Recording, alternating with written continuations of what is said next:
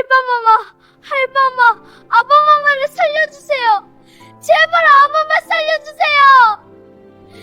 어린 산이 무릎 꿇고 머리를 땅에 박으며 처절하게 읍소하고 있었지만 대전 안에서는 싸늘한 침묵만이 흐르고 있을 뿐이었습니다. 새손, 여기서 이러면 큰일 납니다.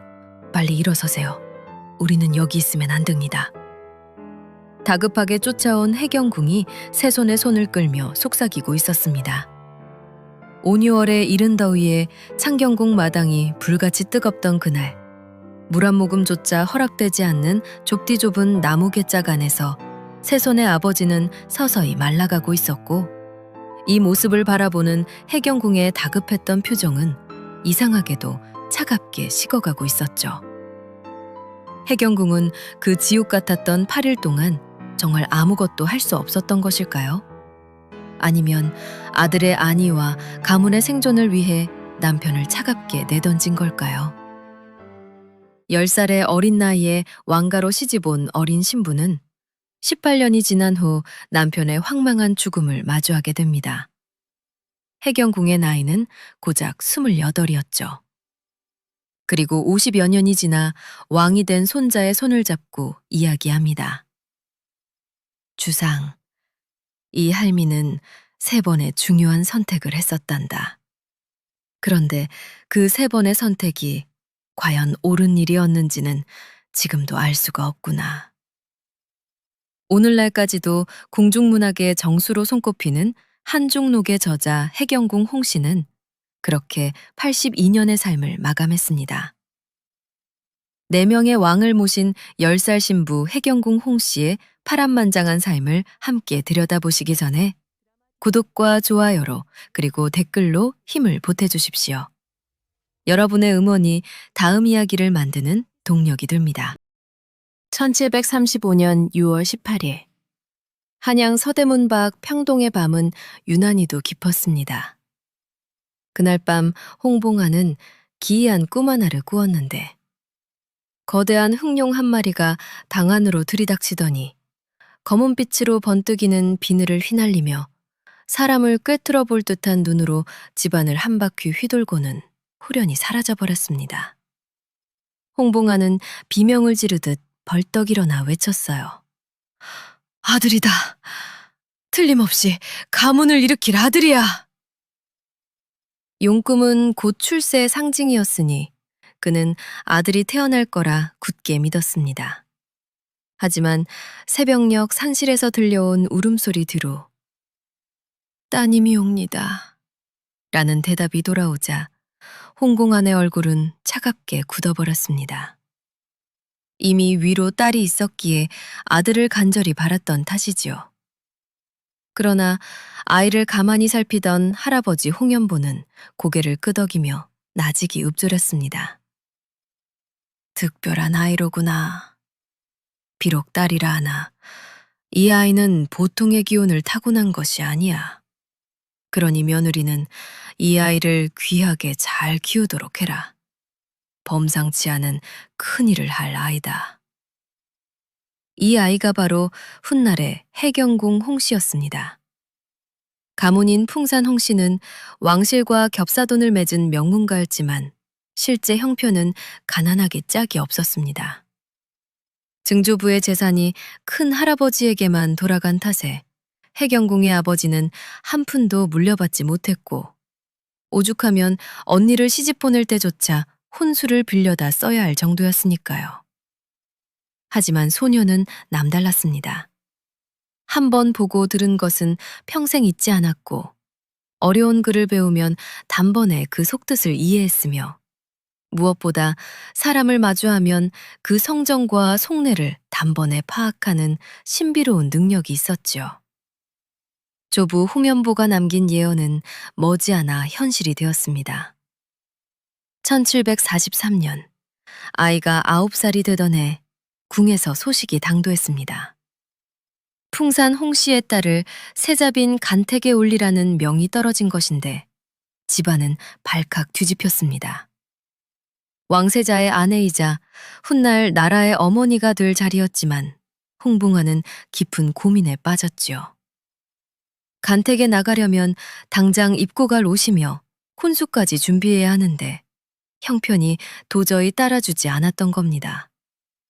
친척들은 약속이라도 한 듯 수군거렸습니다. 저 아이가 과연 궁궐의 그 서슬퍼런 풍파를 버틸 수 있겠어? 명문 가면 뭐하나 당장 손에 쥔 재산 하나 없는 집안인데. 결국 친척들이 십시일반 힘을 보태고 나서야 간신히 구색을 맞출 수 있었습니다. 그날 밤 홍봉아는 9살 딸을 불러앉혔습니다. 촛불 아래서 마주 앉은 부녀의 얼굴에는 각자 다른 그림자가 드리워져 있었지요. 홍봉안이 조심스레 입을 열었습니다. 홍아, 두렵지 않으냐? 궁궐은 우리가 사는 이곳과는 다르단다. 한번 들어가면 평생을 그곳에서 살아야 하는 곳이지. 소녀는 침묵했습니다. 아버지의 눈을 똑바로 바라보던 그 어린 눈동자에는 두려움과 함께 무언가 단단한 결기 같은 것이 서려 있었고, 그리고는 또박또박 대답했습니다. 가겠사옵니다, 아버지. 할아버님께서 말씀대로 저는 특별한 일을 할 수 있을 거예요. 그것이 해경궁 홍씨의 첫 번째 선택이었습니다. 9살 소녀에게 선택권이 있었다고 말하기는 어려웠지만 그날 밤 그녀가 내뱉은 가겠습니다 라는 짧은 대답은 주어진 운명에 스스로 의미를 부여하려는 첫 발걸음이었지요. 두려움 속에서도 고개를 들고 앞으로 나아가기로 한 그 순간 말입니다. 그해 12월, 9살 홍씨는 마침내 궁궐의 문을 넘어 초간택에 올랐습니다. 대왕 대비 인원왕후와 정성왕후를 뵙고 궁인들 앞에 섰을 때 그 영특하고 귀여운 모습에 궁녀들이 서로 안아보겠다며 다툴 정도였으니 이미 결정은 난 것이나 다름없었습니다. 1744년 정월, 재간택과 삼간택을 거치며 10살의 홍씨는 조선의 세자빈으로 책봉되었습니다. 한 달 뒤, 10살 소녀가 궁궐로 들어가던 날 뒤따라 들어온 혼수품 중에는 정명공주가 쓰던 귀한 물건들이 섞여 있었는데 그 병풍 속에 수놓아진 흑룡의 모습이 아버지 홍봉안이 들려주셨던 태몽 속 그 용과 소름 끼칠 정도로 닮아 있었습니다. 하지만 10살의 어린 신부는 그저 떨고 있었습니다. 궁궐은 너무나도 컸고 처음 보는 수많은 사람이 자신을 뚫어지게 쳐다보는 광경은 공포 그 자체였으니까요. 그날 밤 세자궁에서 마주 앉은 10살의 신랑 세자 역시 두려움에 떨고 있긴 마찬가지였는데 두 아이는 촛불 밑에서 말 한마디 나누지 못한 채 멍하니 앉아있을 뿐이었습니다. 무슨 말을 어떻게 시작해야 할지 몰랐던 것이죠. 다음 날부터 시작된 혹독한 궁중 생활에서 걷고 말하고 절하는 모든 법도가 까다로웠지만 총명한 해경궁은 그 모든 것을 금방 익힐 수 있었습니다. 영조는 그런 손자 며느리를 지극히 아꼈고 세자 역시 어린 아내를 좋아했으며 처음의 어색함은 시간이 흐르며 옅어졌고 둘은 함께 공부하고 웃으며 가장 순수한 시절을 공유했습니다. 어느덧 16이 된 두 사람은 이제 더 이상 아이가 아니었죠. 1750년 정월, 해경궁의 임신 소식에 영조는 드디어 원손이 생긴다며 기뻐 어쩔 줄 몰랐고 세자 역시 매일같이 안부를 물으며 아내를 보살폈습니다. 그해 11월, 첫 아들인 의소세손이 태어났는데 영조가 이토록 기뻐한 데에는 특별한 이유가 더 있었습니다.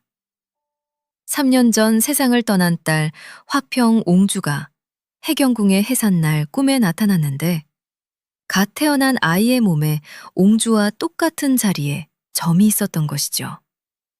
영조는 이 아이는 죽은 화평이의 환생이다 라며 세손을 끔찍이도 귀여워했습니다.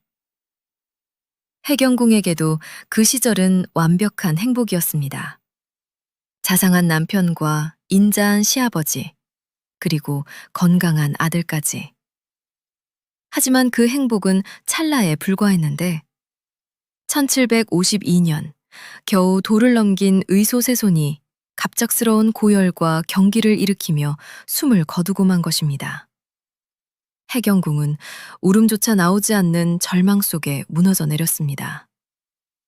하지만 그 슬픔을 딛고 다시 찾아온 새 생명이 찾아왔습니다. 1753년 해경궁의 나이 18에 태어난 둘째 아들 산은 훗날 조선의 성군 정조가 되는데 영조는 이번에야말로 건강하게 자라달라며 기뻐했고 세자 또한 고생한 아내를 따뜻하게 위로했습니다. 해경궁은 아기를 가슴에 품고 다짐했지요. 이 아이만큼은 내 목숨을 걸고서라도 반드시 지켜낼 것이야. 그 후 2년 사이에 두 딸까지 태어나며 해경궁과 세자는 이남이녀를 둔 단란한 가정을 이루었고 세자는 밤마다 아내와 마주 앉아 아이들의 사소한 성장 과정을 나누며 웃음꽃을 피우곤 했습니다. 해경궁의 삶에서 가장 찬란하게 빛나던 나날들이었지요. 그녀는 이런 평화가 영원할 거라 믿었습니다. 하지만 역사의 수레바퀴는 이미 그들을 비극의 구렁텅이로 몰아넣을 준비를 마친 상태였습니다. 1752년 세자의 나이 겨우 15이 되던 해에 대리청정이 시작되었습니다. 영조는 아들이 완벽한 성군이 되기를 바라는 마음에 그를 매섭게 몰아붙이며 가르쳤는데 세자는 백성의 스승이다. 그러니 단 한 점의 잘못도 용납할 수 없다. 라는 부왕의 명은 지엄했습니다. 세자는 나름의 최선을 다했지만 영조의 눈에는 그저 부족함 투성이었지요. 왜 이것밖에 못하느냐? 이런 식으로 해서 어찌 장차 백성을 다스리겠느냐? 차가운 꾸중이 빗발칠 때마다 세자의 어깨는 점점 위축되어 갔습니다. 곁에서 지켜보는 해경궁의 마음도 타들어갔습니다. 밝고 자상했던 남편이 하루가 다르게 어두운 그늘 속으로 침잠하고 있었으니까요. 저하, 도대체 무슨 고민이 있으신지요? 해경궁이 조심스레 물어도 세자는 그저 아무 일도 없소 라며 고개를 돌릴 뿐이었는데 그 짧은 대답 뒤에는 분명 감당하기 힘든 무언가가 일고 있었습니다. 1754년 세자의 행동에 기이한 징조가 나타나기 시작했습니다. 이른바 의대증이라 불리는 옷에 대한 집착이었는데 이 옷은 실수. 당장 다른 걸로 가져오시오. 이것도 마음에 들지 않아. 이것도 싫단 말이오. 세자는 수십 벌의 옷을 갈아입으면서도 결코 만족하지 못했습니다. 그 광경을 지켜보던 해경궁은 도무지 이해할 수 없는 남편의 변화에 깊은 의구심을 품어야 했지요. 공포는 밤이 되면 더욱 노골적으로 그를 찾아왔습니다. 1755년 세자는 밤새 잠들지 못하고 헛소리를 내지르며 식은땀을 흘리곤 했는데 아바마마께서 오심다! 공포에 질려 깨어나는 세자를 보며 해경궁은 황급히 그를 흔들었습니다. 저하, 꿈입니다. 그저 꿈일 뿐이에요. 세자가 눈을 떴을 때 그의 온몸은 이미 물을 끼얹은 듯 땀에 젖어 있었죠. 꿈이었소? 정녕 꿈이란 말이요? 한숨을 내쉬는 세자를 안으며 해경궁은 괜찮아요. 제가 곁에 있어요. 라고 위로했지만 사실은 전혀 괜찮지 않았죠. 세자의 증세는 날이 갈수록 심해졌습니다. 1756년 사소한 실수를 저지른 궁녀에게 처음으로 손찌검을 했고 쓰러진 궁녀를 뒤로하고 세자가 돌아봤을 때 해경궁은 그의 충혈된 눈동자에서 일말의 이성을 찾아볼 수 없었습니다. 저하, 이러시면 안 됩니다. 그녀의 만류에 세자는 그저 미안하오 라는 한마디만 남기고 방 안으로 숨어버렸죠. 해경궁은 엄습하는 두려움에 몸을 떨었습니다. 남편이 미쳐가고 있다는 사실을 직감했지만 영조에게 고하면 꾸중이 더 심해질 것이고 친정에 말하면 소문이 퍼질까봐 그저 가슴을 칠 뿐이었습니다. 1759년에는 사소한 일로 화를 내다 내시를 칼로 베어 즉사시키는 사태까지 벌어졌습니다. 그것은 시작에 불과했는데 훗날 해경궁이 한종록에 기록한 바에 따르면 세자는 광기에 사로잡혀 궁녀와 내시 100여 명을 죽였다고 합니다. 해경궁은 더 이상 견디지 못하고 세자를 찾아가 간청했습니다. 저하, 제발 이러시면 안 됩니다. 이러다 아바마마께서 아시게 되면... 그러나 세자의 대답은 참담했습니다. 아바마마? 나를 믿지 않는 그분이 무엇이란 말이오? 대리청정을 시키면서도 사사건건 간섭하고 내가 하는 모든 일이 잘못이라 하시는데 나는 도대체 뭐란 말이오? 울음을 터뜨리는 남편을 보며 해경궁은 그가 이미 돌이킬 수 없는 선을 넘었음을 직감했습니다. 영조와 세자의 관계는 최악으로 치달았습니다. 영조는 아들을 보기만 해도 화를 냈고 세자는 부왕 앞에 서면 사시나무 떨듯 떨었는데 네가 요즘 하는 짓거리를 내가 모를 줄 아느냐. 영조는 용서를 비는 아들에게 독서를 퍼부으며 네가 무슨 자격으로 용서를 바라느냐 고 쏘아붙였습니다. 그날 밤 세자는 해경궁의 손을 잡고 멍하니 허공을 응시했지요. 빈, 나는 이제 끝인 것 같소. 아바마마의 눈빛을 보시오. 나를 죽이고 싶어 하신단 말이오. 1761년의 세자는 이미 사람의 몰골이 아니었습니다.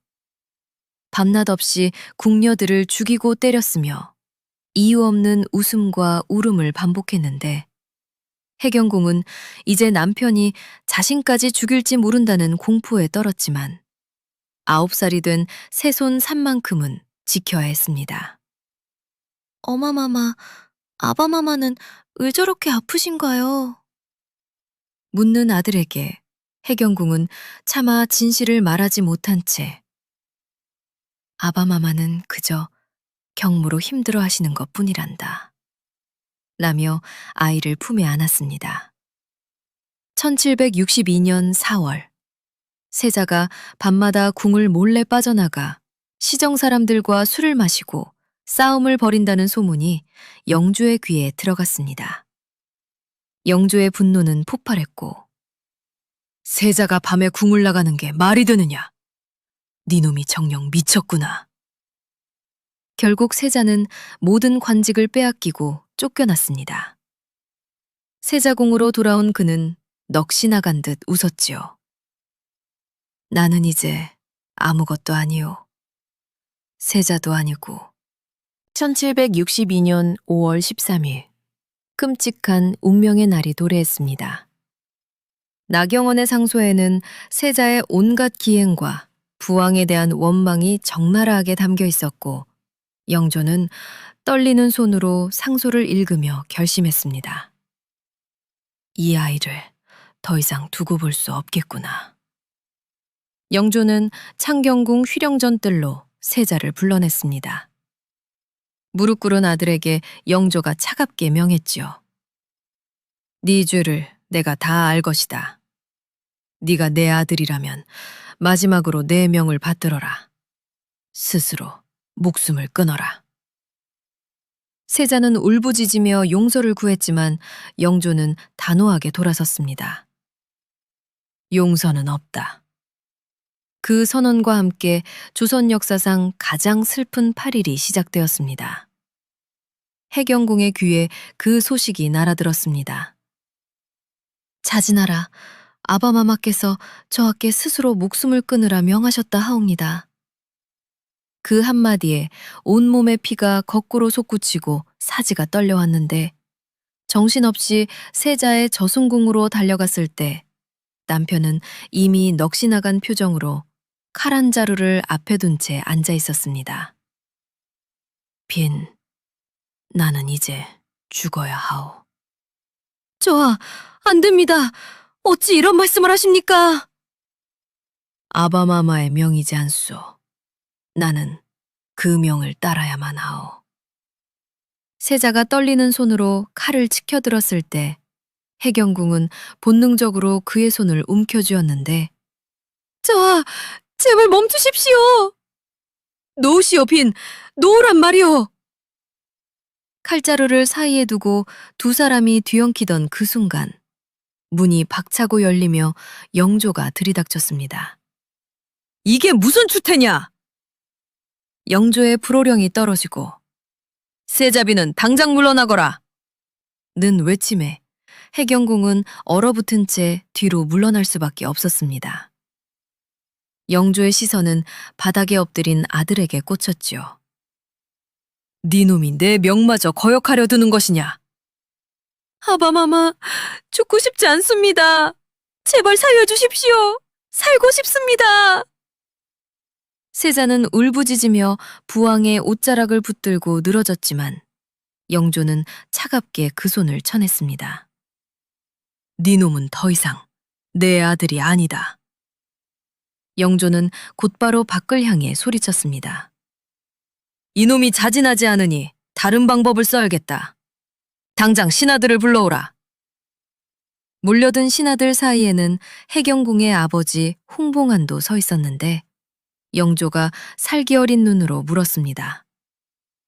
이놈을 어찌 처리하면 좋겠느냐?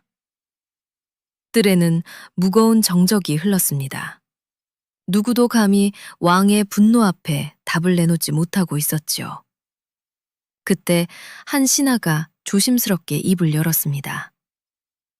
전하, 군용에서 쓰는 뒤주를 가져오게 하십시옵소서.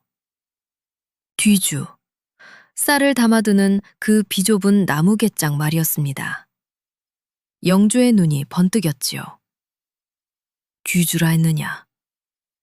예, 전하.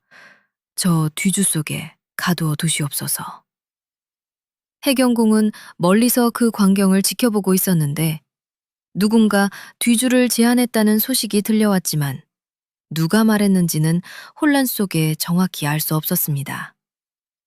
영조가 만족스러운 듯 고개를 끄덕였지요. 그리하라.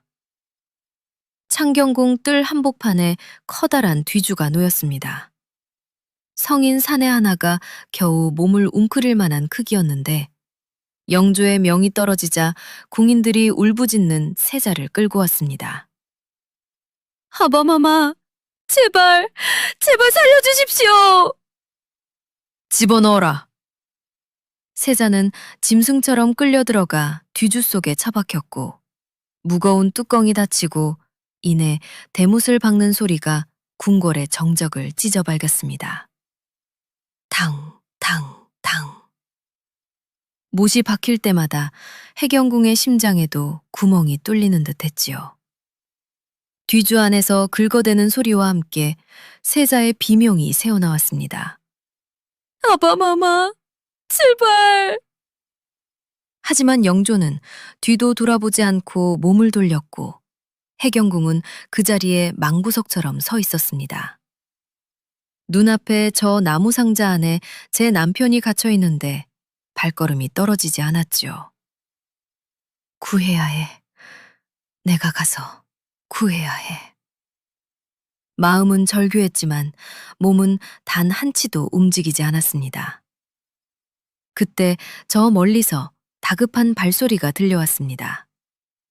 9살 새손 산이 달려와 할아버지 영조 앞에 엎드렸지요. 할바마마, 아바마마를, 제발 저희 아바마마를 살려주세요.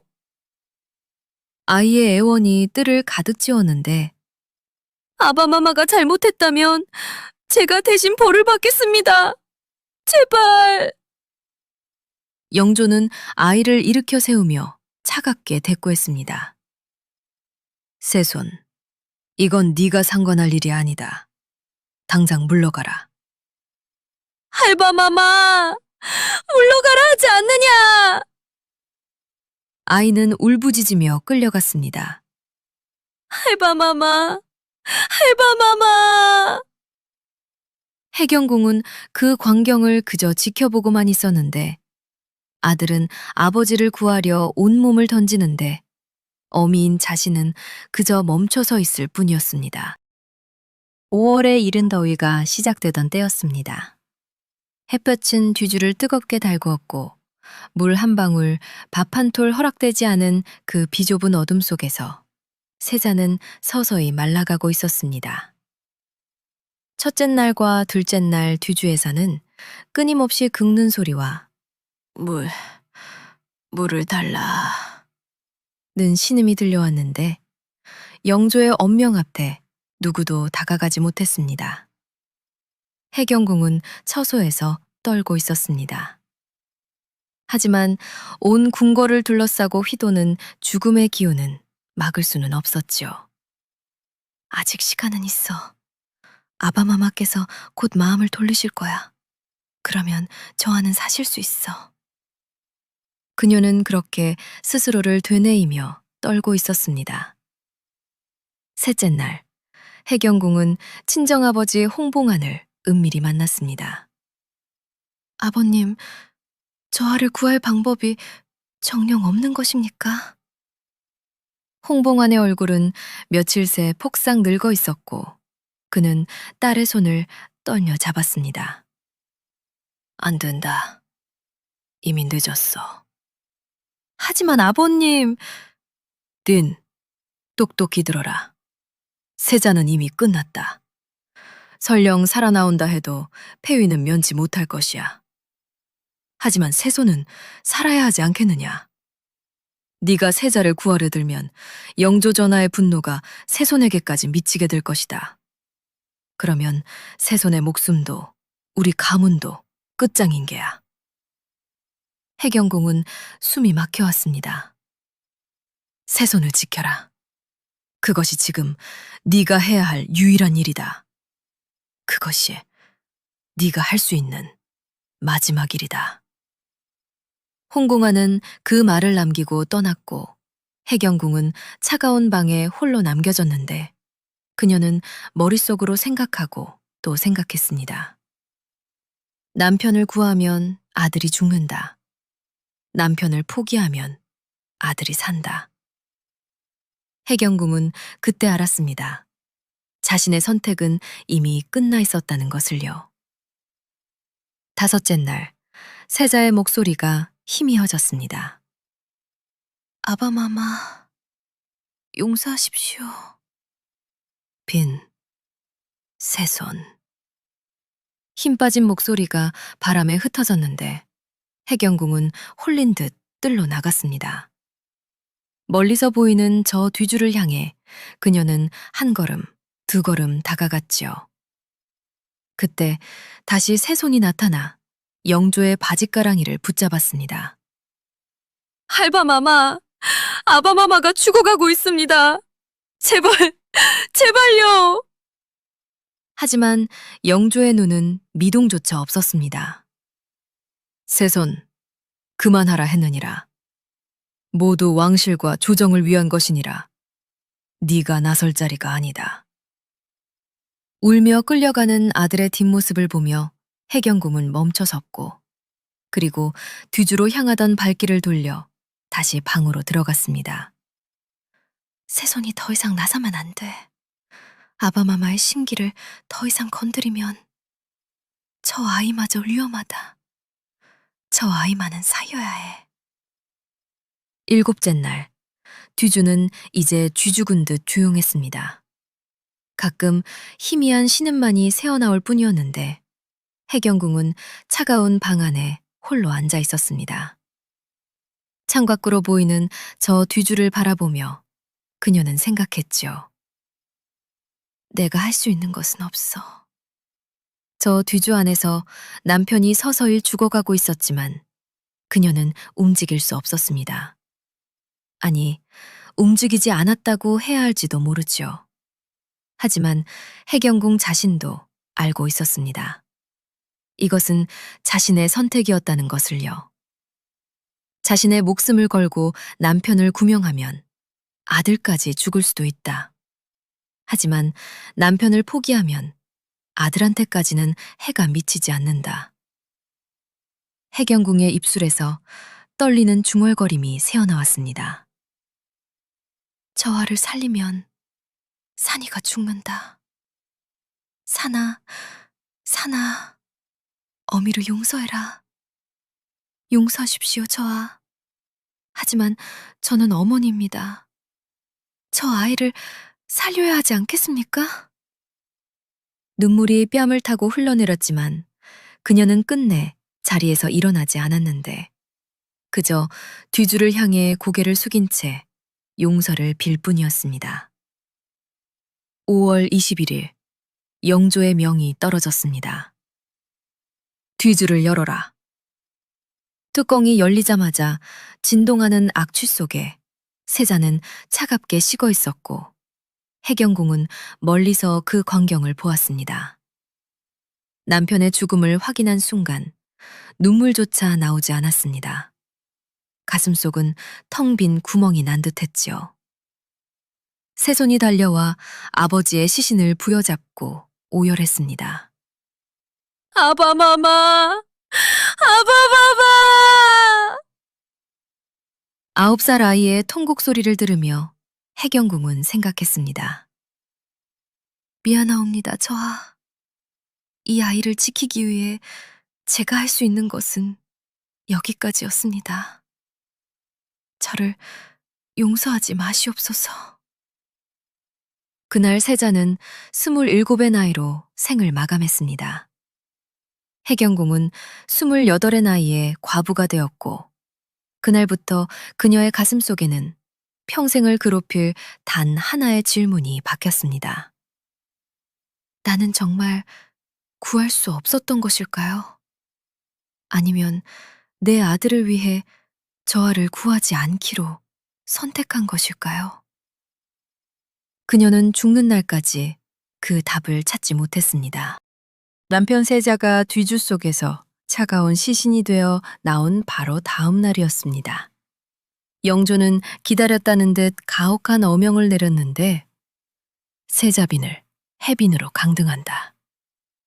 세자빈에서 후궁으로의 강등은 곧 권력의 중심에서 밀려나 궁궐의 외딴섬이 되었음을 알리는 서늘한 선고였습니다. 해경궁은 어떤 항변도 하지 않았고 그저 고개를 숙이고 나직이 예 라고 답하며 절을 올릴 뿐이었습니다. 영조가 비정한 아비였을지언정 할아버지로서 손자 산에게만큼은 비정할 수 없었습니다. 영조는 어린 새손을 불러 못을 박듯 말했죠. 새손, 네 아버지는 병으로 돌아가신 것이다. 9살 새손은 할아버지의 눈을 똑바로 응시하며 대답했습니다. 네, 할바마마. 하지만 아이는 이미 보고 알고 있었죠. 좁디 좁은 뒤주 속에서 굶주림과 갈증에 신음하다 죽어갔다는 사실을요. 그러나 새손은 입을 닫았습니다. 진실을 입 밖으로 내뱉는 순간 자신 역시 아버지와 같은 운명을 맞이할 수 있다는 것을 그 영민한 아이는 본능적으로 깨닫고 있었을 것입니다. 해빈이 된 해경궁은 죽은 듯이 지냈습니다. 궁궐 가장 깊고 어두운 구석에서 숨소리조차 죽인 채 오직 새손만을 바라보며 버텼는데 그러던 1762년 6월 불과 한 달 만에 영조는 다시 명을 내렸습니다. 해빈을 다시 세자빈으로 복위시킨다. 해경궁은 그 이유를 잘 알고 있었지요. 새손 때문이었습니다. 새손의 어머니가 후궁이면 새손의 지위가 불안해지기에 영조가 오직 손자를 위해 그녀를 다시 올린 것이었는데 해경궁은 감사하다고 절했지만 마음속으로는 씁쓸한 진실을 되새겼습니다. 나는 이제 아무것도 아니다. 그저 세손의 어머니일 뿐. 하지만 그것으로 충분했습니다. 아들만 살릴 수 있다면 말이지요. 세자가 죽고 나서 궁궐은 기이할 정도로 조용했습니다. 아무도 감히 세자의 이름을 입에 올리지 않았는데 영조는 죽은 세자를 법적 가계에서 완전히 지워버렸습니다. 그리고 세손을 이미 세상을 떠난 자신의 장남 효장 세자의 양자로 입적시켰지요. 죄인의 아들이라는 멍에를 벗겨 일찍 죽은 큰아버지의 아들이라는 깨끗한 신분을 만들어준 것입니다. 그것은 영조 자신도 노비의 자식이라는 것과 형 경조를 독살했다는 소문 등으로 왕으로서의 정통성 부족에 평생을 시달려왔기 때문이죠. 세손은 그 잔인한 진실을 뼈저리게 느꼈습니다. 자신이 살아남기 위해서는 친아버지를 부정하고 얼굴도 본 적 없는 큰아버지를 아버지라 불러야만 하는 이 비극을 말입니다. 이제 정조에게 세자는 법적으로 작은 아버지가 되어버린 셈이었죠. 하지만 아무 말도 하지 않고 그저 묵묵히 공부에 전념했는데 영조는 그런 세손을 혹독하게 가르쳤습니다. 세손, 네 아버지처럼 되지 마라. 공부를 게을리하지 말고 언행을 조심하며 신하들을 경계하라. 세손은 할아버지의 뜻대로 완벽한 아이가 되어갔습니다. 신중하게 행동하고 말수를 줄이며 영조의 뜻을 따랐나는데 해경궁은 아들을 보며 가슴이 미어지는 것 같았습니다. 저 아이가 얼마나 힘들까. 하지만 저렇게 해야 살아남을 수 있어. 영조는 세자가 죽은 후에 사도라는 시호를 내렸습니다. 사도, 슬퍼할 사, 슬퍼할 도. 슬픔에 슬픔을 더한 이름이었죠. 사도세자라는 이름이 이때 만들어진 것입니다. 영조의 입장에서도 아프디 아픈 사건이었던 것이죠. 아비가 자식을 죽인 사건. 이 사건에 대한 영조의 변명은 앞서 다룬 영상 결핍과 강박의 군주 영조편을 청취하시면 이해하실 수 있을 겁니다. 그로부터 14년의 세월이 흘렀습니다.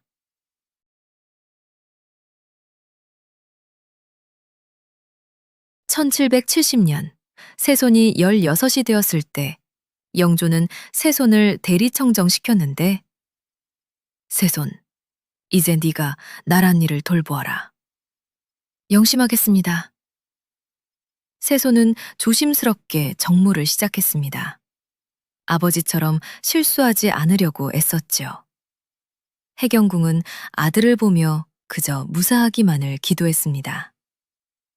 마침내 1776년 3월, 조선 역사상 가장 오래 재위했고 후대의 대왕으로 추대되는 영조가 82의 나이로 승하했습니다. 세손이 문안을 갔을 때 영조가 마지막 말을 남겼는데 세손, 너는 훌륭한 왕이 될 게야. 네 아버지보다 훨씬. 영조가 눈을 감았을 때도 세손은 아무 말도 하지 않았습니다. 그해 3월 5일 영조가 승하하고 세손이 왕위에 올랐지요. 정조, 그가 25살 때였습니다. 정조가 즉위하고 해경궁은 드디어 해경궁이라는 호칭을 받았습니다. 왕의 생모였지만 왕 대비는 아니었는데 왕 대비는 영조의 계비인 정순왕후가 있었기 때문이죠. 해경궁은 구모만 받았을 뿐이었습니다. 정조는 어머니에게 지극한 효성을 다했는데 자주 찾아뵙고 안부를 여쭈며 필요한 것을 물었으나 해경궁은 알고 있었습니다. 아들이 자신을 편하게만 대하지는 못한다는 것을요. 어느 날 정조가 해경궁을 찾아와 물었습니다. 어마마마, 안녕하십니까? 주상, 잘 지내느냐? 네, 어마마마. 정조가 잠시 망설이다 말을 이었습니다. 어마마마, 소자가 여쭙고 싶은 것이 있사옵니다. 어마마마께서는 아바마마의 죽음을 막기 위해 하실 수 있을 일은 정녕 없었습니까? 소자는 알고 싶습니다. 어마마마께서 아바마마를 구하려 하셨는지. 해경궁은 얼어붙었습니다. 주상. 정조는 차마 답을 기다리지 못하고 일어섰습니다. 아니옵니다. 답하지 않으셔도 됩니다. 소자가 신뢰를 범하였사옵니다. 정조가 나간 자리에서 해경궁은 홀로 남겨졌는데 아들이 묻고 싶었던 것은 어마마마, 왜 아바마마를 구하지 않으셨습니까? 였습니다. 하지만 정조는 묻지 않았습니다. 정조도 이미 알고 있기 때문이었겠죠. 어머니가 자신을 구하기 위해 아버지를 버려야만 했다는 사실을요. 그날 밤 해경궁은 잠을 이루지 못했습니다. 정조는 왕이 되자마자 아버지의 명예를 회복시킵니다. 아바마마는 병으로 돌아가셨다. 그것이 공식 입장이었으나 그것은 영조의 명이었을 뿐 복잡한 조선의 권력투쟁의 결과였다는 것을 정조는 잘 알고 있었습니다. 정조는 아버지를 죽이는 것에 관여한 사람들을 처벌했고 나경원의 일가를 처벌했으며 정순왕후의 오빠 김귀주도 멀리 귀향으로 내쳤습니다. 해경궁의 친정에도 시련이 찾아왔습니다. 1778년 친정아버지 홍봉한이 세상을 떠날 때 해경궁은 임종을 지켰는데 아버님, 홍아. 홍공한이 딸의 손을 잡았습니다. 미안하다. 너를 이렇게 만들어서. 네가 세자를 구하지 못하게 막은 것이 내 잘못이었구나. 홍봉한이 눈물을 쏟았지요. 하지만 나는 너와 새손을 지키고 싶었다. 그것만은 알아다오. 알고 있사옵니다, 아버님. 아버지는 남편의 죽음에 동의했지만 그로 인해 자신과 새손을 지켰습니다. 그것을 원망해야 할까요? 감사해야 할까요? 해경궁은 알 수 없었는데 홍봉안이 죽고 풍산 홍씨 집안은 더욱 약해졌습니다. 정조는 외가를 멀리했지요. 친정 식구들이 목숨을 걸고 자신과 새손을 지켰지만 그들이 사도세자를 죽이는데 일조한 집안이라는 사실은 변하지 않았으니까요. 동생 홍낙임은 해경궁에게 각별했습니다. 뒤주 사건 이후 친정이 몰락의 위기에 처했을 때마다 동생은 해경궁과 새손을 보호하기 위해 발벗고 나섰고 해경궁이 궁궐 깊숙한 곳에 갇혀 외로워할 때마다 편지를 보내며 위로해 주었지요. 동생은 해경궁에게 마지막 남은 가족이었습니다. 1791년 조카 홍인환이 영모로 몰렸습니다. 정조가 신문했을 때 홍인환은 억울해했으나 정조는 단호하게 사형을 처했고 해경궁은 무너졌습니다. 인환이를. 조카가 아들의 명령으로 죽었는데 정조가 어머니를 찾아왔을 때 해경궁이 물었습니다. 주상, 왜 인환이를? 영모였습니다. 영모가 아니었을 것입니다. 인환이가 그럴 아이가 아닙니다. 정조가 어머니를 똑바로 보며 물었습니다. 어마마마께서는 아바마마보다 외가가 더 중하셨던 겁니까? 해경궁은 말을 잃었습니다. 소자도 괴롭습니다. 하지만 사직의 안녕을 위해서는 어쩔 수 없는 일입니다. 정조가 나간 자리에서 해경궁은 다시 한번 깨달았습니다. 아들 정조는 외가가 사도세자를 죽인 정파의 중심에 서 있다는 것에 분노하고 있다는 사실에 해경궁은 눈물을 흘려야 했습니다. 1795년 해경궁의 나이 60이 되던 해였습니다. 정조는 어머니를 위해 수원 화성행궁에서 성대한 잔치를 베풀었는데 해경궁은 화려한 가마를 타고 화성으로 향했고 길가에 모여든 백성들이 해경궁 마마를 외치며 축하하고 환호했습니다. 정조는 지극한 정성으로 어머니를 모시며 잔치를 즐겼지요. 궁중 음악이 웅장하게 울려 퍼지고 무희들의 춤사위가 화려하게 펼쳐졌지만 그 모습을 지켜보는 해경궁의 눈동자는 깊은 수심에 잠겨 있었습니다.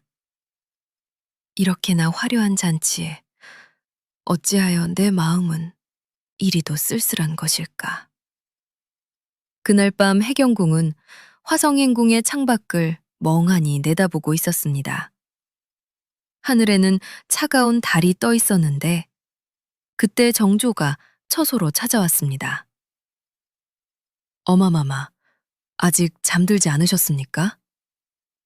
주상, 어서 들어오너라. 정조가 곁에 앉자 해경궁이 나직이 물었지요. 어마마마, 오늘 잔치가 즐거우셨습니까? 그래, 참으로 좋았구나. 해경궁은 아들의 얼굴을 가만히 살피다 말했습니다. 주상, 참으로 고맙구나. 자식으로서 당연한 도리이옵니다, 어마마마. 내 아버지도. 해경궁이 차마 말을 잇지 못하고 멈추자 정조는 천천히 고개를 숙였는데 해경궁이 결심한 듯 물었습니다. 주상, 너는 정녕 내 아버지를 원망하느냐? 정조는 침묵했지만 해경궁이 말했습니다. 아쉬움이 많겠지. 그런 아버지를 두었다는 사실에 말이다. 정조가 여전히 입을 굳게 닫고 있자 해경궁은 가늘게 떨리는 목소리로 고백했습니다. 나는 원망했었단다. 내 아버지를 말이야. 도대체 왜 그렇게 변해가셨는지, 왜 나를 이토록 모진 삶 속에 밀어 넣으셨는지 말이다. 하지만 이제야 알겠구나. 내 아버지 역시 얼마나 힘드셨을지를. 해경궁의 눈에서 뜨거운 눈물이 뺨을 타고 흘러내렸고 정조 또한 어머니의 손을 잡고 함께 울음을 터뜨렸습니다. 두 사람은 그날 밤 평생 가슴에 묻어두었던 아버지에 대한 슬픔과 원망, 그리고 용서에 대해 긴 이야기를 나누었지요. 1799년 정조가 갑자기 병석에 누웠습니다. 49살 한창 나이의 왕이 기력을 잃어가고 있었는데 해경궁이 문안을 갔을 때 정조는 간신히 대답했습니다. 주상, 몸은 좀 어떠냐? 네, 어마마마, 괜찮습니다. 하지만 괜찮지 않았고 정조의 상태는 하루가 다르게 악화되었습니다. 1800년 6월, 정조는 마지막 힘을 짜내어 어머니를 불렀습니다. 어마마마, 주상, 말해보아라. 소자가 어마마마께 꼭 드려야 할 말이 있습니다. 해경궁은 의아해했죠. 무슨 소리냐? 정조는 어머니의 마른 손을 꼭 쥐었습니다. 소자는 평생 어마마마를 원망하며 살았습니다. 해경궁은 가슴이 철렁 내려앉으며 얼어붙었습니다. 할바마마께 매달리는 저를 만류하시고 아바마마를 구하시는 것에 소극적이셨던 어마마마를 원망했습니다. 하지만 정조의 목소리가 떨렸습니다. 여전히 원망스럽습니다. 하지만 이제는 어마마마의 고통 또한 알기에 이제 그만 미움을 거두려고 합니다. 정조는 눈물을 흘리며 말을 이었습니다. 어마마마, 소자를 살려주셔서 감사합니다. 해경궁은 아들의 손을 붙잡고 오열했습니다. 추상, 추상. 6월 28일, 정조는 끝내 승하하고 말았는데 제위 24년, 나이 49이었습니다. 해경궁은 아들의 시신 앞에 주저앉았지요. 울음조차 나오지 않는 상실감 속에 멍하니 허공만 보았습니다. 또 먼저 보내는구나. 남편을 보내고 이제는 내 아들까지. 나는 어찌하여 이리도 모진 목숨을 이어가며 혼자 남아야 하는 것인가. 정조의 아들 순조가 11살의 어린 나이로 왕위에 올랐고 해경궁은 남편도 아들도 없는 세상에서 자신의 손자가 왕이 되는 광경을 지켜보아야 했습니다. 내가 도대체 얼마나 더 살아야 하는 것일까. 그해 해경궁의 나이는 66이었는데 남편 세자를 잃은 지 38년, 아들 정조를 잃은 지 불과 한 달이 지난 시점이었습니다. 정조는 생전에 어머니를 생각하여 정적임에도 외가를 어느 정도 감싸주었으나 정조가 승하하자 상황은 완전히 뒤집혔습니다. 권력을 잡은 대왕 대비 정순왕후는 풍산홍씨 가문을 숙청하기 시작했는데 해경궁에게 정순왕후는 가문을 몰락시키는 저승사자였고 정순왕후에게 해경궁의 친정은 반드시 뿌리 뽑아야 할 정적이었습니다. 영조의 계비였던 정순왕후는 노론 벽파의 핵심이었습니다. 정조 재위 기간 동안 남인시파 세력이 조정을 장악했고 해경궁의 친정인 풍산홍씨 역시 그 한 축을 이루고 있었는데 정조가 죽고 11살 순조가 즉위하자 정순왕후가 수렴청정을 시작했고 이는 곧 노론 벽파의 권력 장악을 의미했습니다. 정순왕후에게 필요한 것은 정적을 제거할 명분이었지요. 1800년 7월 정순왕후는 기다렸다는 듯 천주교 탄압의 칼을 빼들었습니다. 천주교도들을 모조리 잡아들여라. 그 명 아래 수백 명이 끌려왔고 그 비극의 그물망 속에 해경궁의 친동생 홍낙임이 걸려들었는데 사실 홍낙임은 천주교도는 아니었습니다. 천주교는 명분일 뿐이었고 실제 목적은 남인 시파 세력을 제거하는 것이었죠. 해경궁은 맨발로 대왕 대비에게 달려가 매달렸습니다. 대왕 대비 마마, 제발 제 동생을 살려주십시오.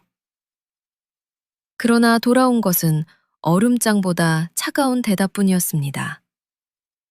천주교도는 결코 용서할 수 없소. 제 동생은 사교를 믿는 자가 아닙니다. 이미 증거가 충분하오. 정순왕후는 해경궁을 쏘아보며 쐐기를 박았습니다. 해경궁, 그대 집안은 나라를 어지럽히는 집안이오.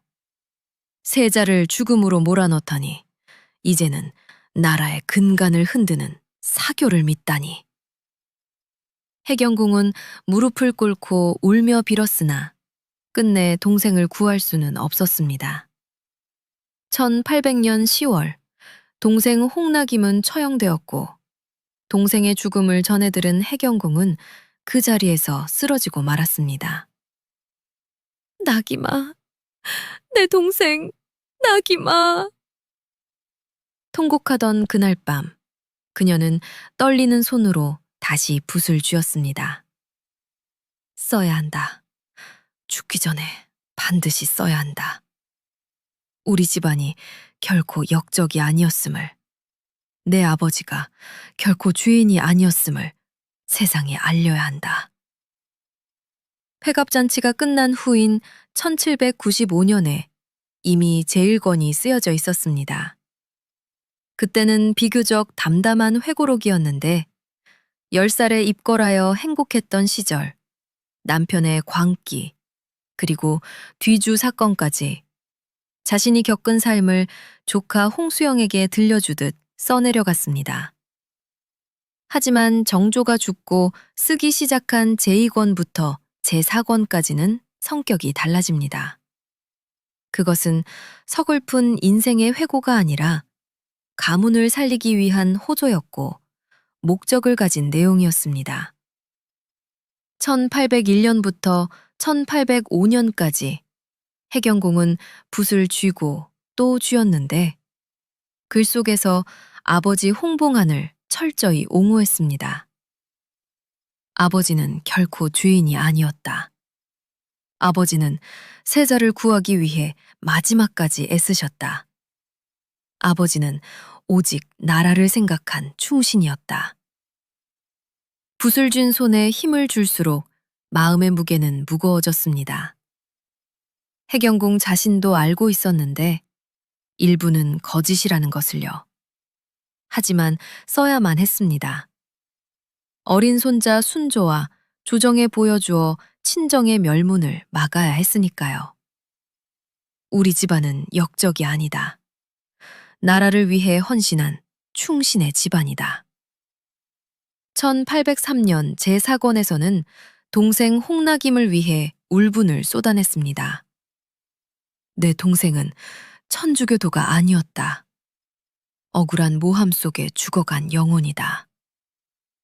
종이는 붓에서 떨어진 눈물로 얼룩져 번졌지만 그녀는 멈추지 않았는데 남은 가족들을 살려야 한다는 어머니이자 딸로서의 집념이 그녀를 버티게 했습니다. 1805년 해경궁이 71살이 되던 해 마침내 한종록 4권이 모두 완성되었습니다. 자신의 기구한 인생과 아버지의 변명, 집안의 명예 회복을 위한 호소가 그 안에 모두 담겼는데 붓을 놓은 해경궁은 자신이 쓴 글을 다시 읽어보며 하염없이 울었습니다. 이것은 정녕 진실인가? 아니면 내가 나를 위해 만들어낸 허상일 뿐인가? 해경궁은 한종록을 손자 순조에게 올렸습니다. 주상, 이것을 읽어봐 주십시오. 할아버지 영조, 아버지 정조, 그리고 이 할미의 못다한 이야기입니다. 며칠 후 순조가 해경궁을 찾아와 그녀의 마른 손을 꼭 잡았습니다. 할마마마, 그간 얼마나 힘드셨습니까? 할마마마의 집안은 충신 집안입니다.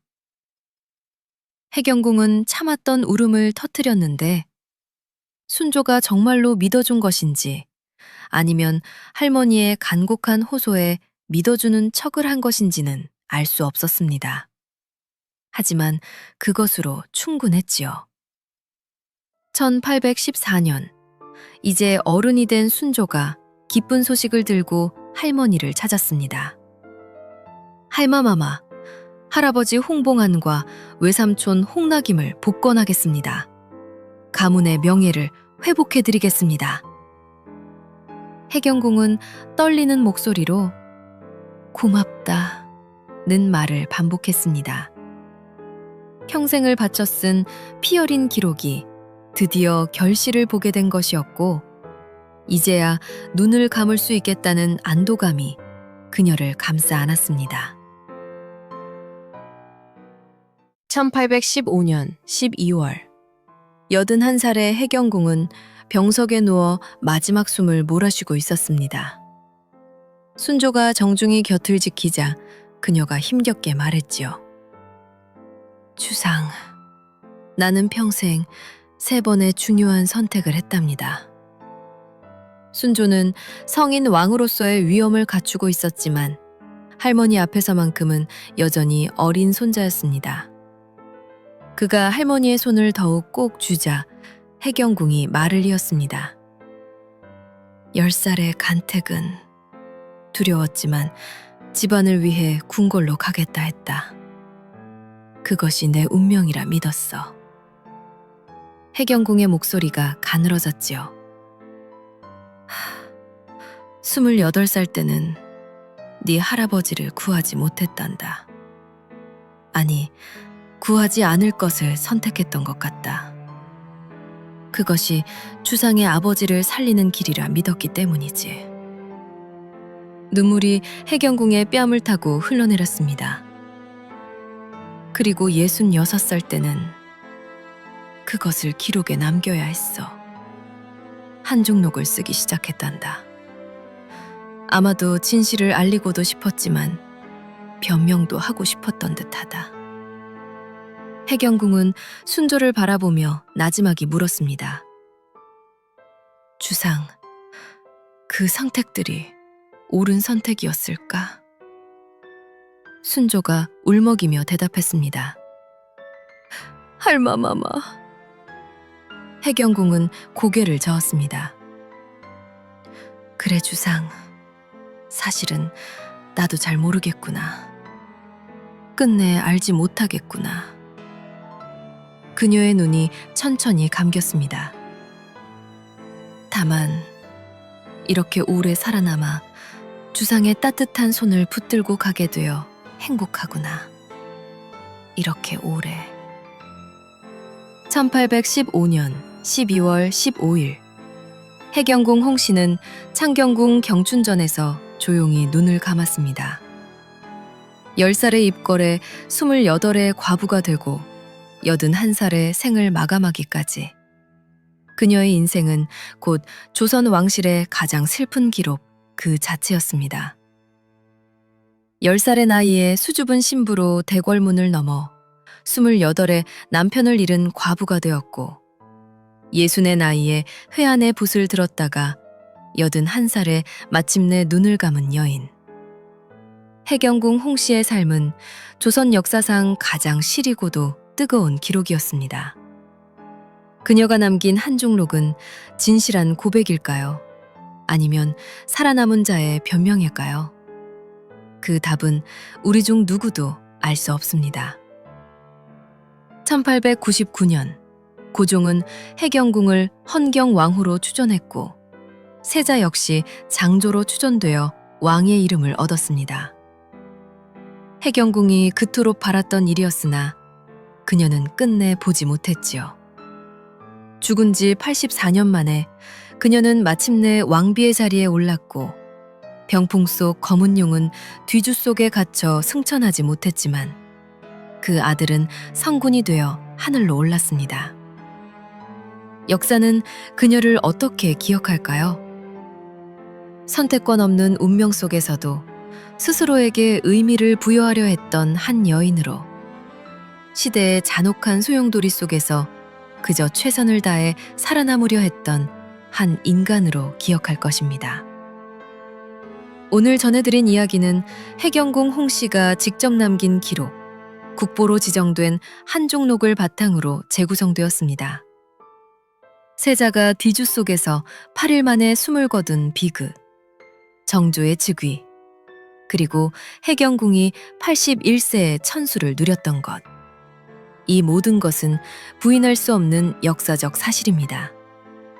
다만 지옥 같았던 그 8일 동안 해경궁이 삼켜야 했던 속마음과 홍봉안의 고뇌 같은 심리 묘사는 기록의 틈새를 저희의 상상력으로 채워넣은 부분입니다. 오늘 이야기가 그 삶의 무게가 어떤 것인지 여러분께 조금이나마 전해졌기를 바랍니다. 다음 시간에도 저희는 교과서의 건조한 문장 뒤에 숨겨진 그들의 진짜 마음, 뜨거운 숨결이 담긴 이야기로 돌아오겠습니다. 오늘 이야기가 깊은 울림을 주었다면 구독과 좋아요, 그리고 알림 설정으로 저희와 함께 해주세요. 여러분의 따뜻한 응원이 저희에게는 가장 큰 힘이 됩니다. 함께 해주셔서 감사합니다.